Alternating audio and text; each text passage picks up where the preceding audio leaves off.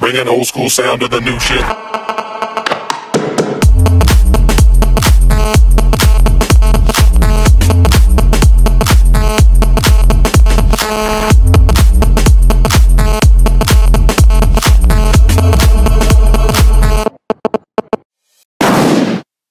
Salut à tous, bienvenue dans cette nouvelle vidéo. Aujourd'hui, on va juste faire un unboxing parce qu'il pleut des cordes. Et on va regarder en détail justement ce qu'il y a dans la boîte. Aujourd'hui, on est sur la Backfire Zealot V, qui est un modèle réduit de la Zealot X que j'ai déjà testé sur ma chaîne et que je vous recolle juste ici. Backfire, c'est une marque chinoise qui a énormément de modèles au catalogue. Je sais qu'il y a beaucoup d'entre vous qui sont assez perdus en allant sur le site parce qu'il y a du hub moteur, il y a de la grosse batterie, de la plus petite batterie et tout ça. Moi, je sais que dans cette boîte, la board que j'ai déjà vue, elle me plaît vraiment beaucoup et on va regarder ça tout de suite ensemble. Pourquoi? Allez, let's go pour le unboxing de la Zealot V de chez Backfire.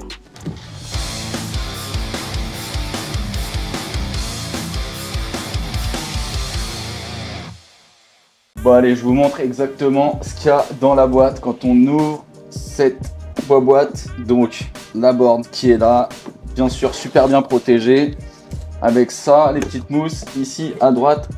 Alors déjà, ce qu'on peut voir tout de suite sur cette board, c'est qu'elle est bien plus courte que la Zealot X, mais elle ressemble vraiment comme deux gouttes d'eau. C'est vraiment sa petite sœur et je trouve ça super intelligent de la marque d'avoir créé ce modèle-là. Bien sûr, dans la boîte, on a une deuxième boîte avec tous les accessoires et on va regarder ça tout de suite ensemble. Donc dans la boîte, qu'est-ce qu'on a? Un chargeur, c'est mieux pour charger sa board. Alors pour info, la board elle charge en 2h30. On a la clé en T, on a deux courroies d'avance et ça c'est cool. Un petit chargeur pour la télécommande, on a de la visserie, bien vu. On a aussi des petites clés Allen, hop. Et bien sûr, la télécommande. Donc là, pour le coup, la télécommande, c'est pas la même que sur la Zealot X. C'est la télécommande un peu traditionnelle de chez Backfire avec la marche avant, la marche arrière. Puis on va regarder ça tout de suite en allumant la board. Donc comme je le disais, la board, elle ressemble vraiment à la Zealot X. Et la Zealot X, on la connaît, elle a tous les bords en LED qui s'allument. Donc j'imagine que cette board le fait aussi. On va allumer la télécommande pour vérifier ça. Pas besoin d'allumer la board, elle s'allume toute seule et ça c'est bien vu. Et voilà, du coup là ça va clignoter et en appuyant deux fois ici, elle s'illumine de mille feux. Et ça fait vraiment une board avec un style pas possible, un style un peu à la Retour vers le futur que je kiffe. On va regarder un truc que j'adore sur le modèle Zealot et qu'on retrouve ici, c'est les roues. Les roues en 96 mm, 55 mm de largeur. Donc c'est des roues vraiment cool que j'ai vraiment apprécié, super belles en plus, je les trouve vraiment super classe. Donc ça c'est un très bon point. Maintenant évidemment c'est une transmission par courroie. Donc à chaque fois je le dis dans les reviews pour ceux qui me suivent, si toi tu découvres cette vidéo, moi je préfère quand même les courroies au hub moteur, ça donne plus de patates. Et d'ailleurs pour les poids plus lourds en montée, voilà, ça va quand même envoyer plus de gouache. Donc les moteurs ils sont à l'intérieur, ce qui est plutôt assez cool au niveau du design. On a des caches courroies, ok, donc jusque là tout va bien. Et pareil, les trucks, donc c'est pas les mêmes trucks que sur la Zealot X. Donc là, on est avec la board sur le site de Backfire et on peut voir qu'elle est à 549 $, ce qui fait vraiment une board à un prix vraiment correct par rapport à sa puissance. Moi, je suis toujours assez étonné justement des prix auxquels peuvent sortir ce genre de board super bien fini. On peut le voir, hein, franchement, c'est super beau. Donc sur le deck, on peut voir qu'il y a le même concave que sur la Zealot X et ça, c'est vraiment cool pour avoir les pieds calés. Donc la board, elle est composée de fibres de verre et évidemment de maple. Donc là, ça va faire une board rigide et assez souple à la fois, mais on va avoir quand même pas mal de rigidité, ce qui est pas mal pour une board plutôt courte comme celle-ci. Donc sur les roues, comme je le disais, c'est du 96 mm et on peut voir ici qu'elles vont être quand même très grippy. Et je trouve ça vraiment cool. En plus, je les trouve super belles. C'est exactement les mêmes que sur la Zealot X. Donc je les connais et je les trouve vraiment super, moi, pour le coup. Donc au niveau des trucks, donc c'est des reverse kingpin. Hein. Donc voilà, l'axe il est de ce côté-là et pas de ce côté-là, ce qui va faire qu'on va pouvoir quand même bien carver avec, même si c'est pas du double Kingpin. Voilà, hein, à part la Hammer Sledge et les grosses boards de chez Backfire, elles sont toutes équipées avec ce genre de truck et je trouve que ça marche quand même très bien. Au niveau des moteurs, donc qui sont là, hein, transmission par courroie, c'est des 2 fois 750 watts, donc on va avoir quand même pas mal de puissance. Hein. J'espère qu'on pourra la tester très bientôt parce qu'il ferait vraiment très moche dehors et c'est toujours l'hiver ici en Bretagne. Mais voilà, et comme je disais, les trucks ils sont à l'intérieur de la board et pas à l'extérieur. Donc au niveau voilà, je trouve ça assez esthétique, on les voit pas forcément. Je trouve ça plutôt cool. Donc là, évidemment, on a la carte mère. Le contrôleur, et ici donc on a le bloc batterie.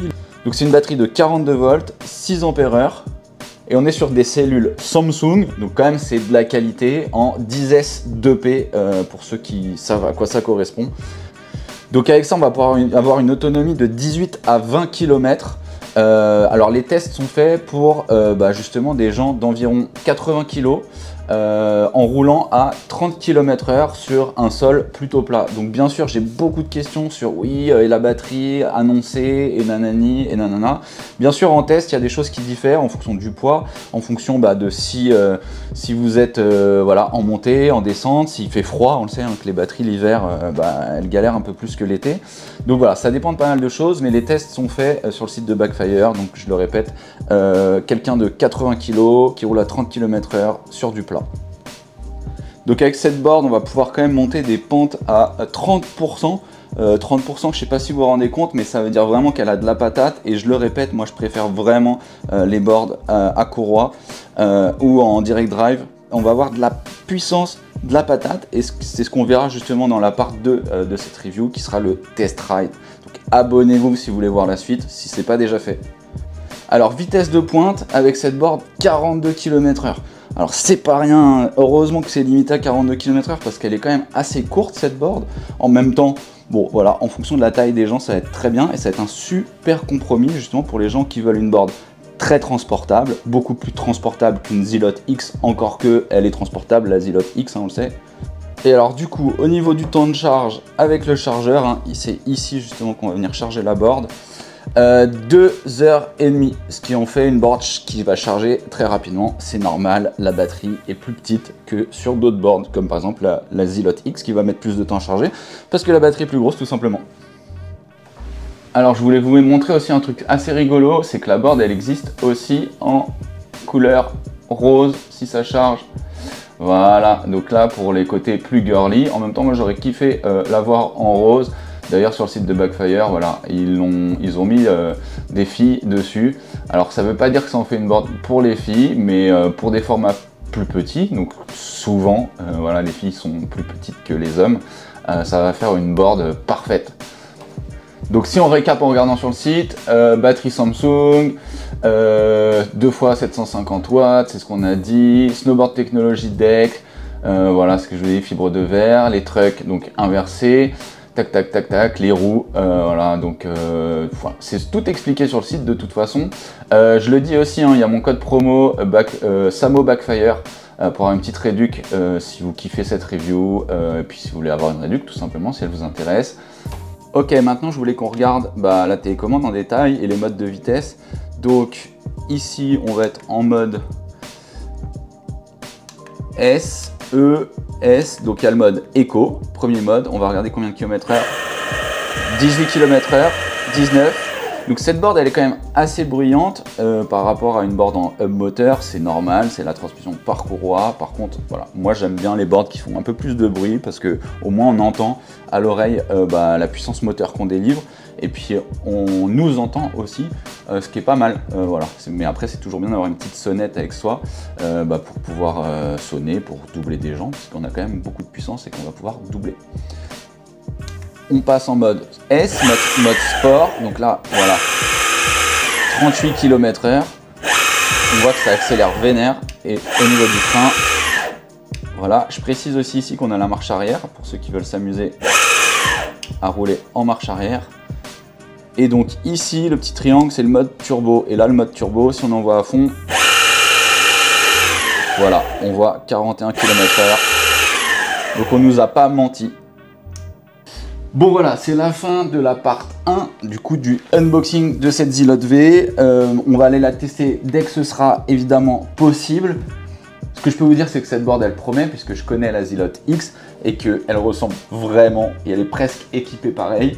Le gros avantage de cette board par rapport à la Zilot X, ça va être son prix, puisqu'elle va être moins chère, 549 $, c'est bien ça. Et elle va être beaucoup plus transportable. Cette board, elle fait 7,6 kg, donc voilà, on va pouvoir l'emmener beaucoup plus facilement partout. Restez connectés, pour ceux qui ne sont pas abonnés, faites-le. N'hésitez pas si vous avez des questions en commentaire. S'il y a des choses que vous voulez que je précise, eh ben, on pourra les préciser en commentaire avec plaisir. On se retrouve donc dans la part 2, qui sera justement le test complet et le débrief, puisque à chaque fois je fais un débrief sur mon ressenti, mais j'ai déjà une petite idée du résultat. Merci d'avoir suivi cet unboxing, à très vite, on se retrouve dans la part 2. À toutes.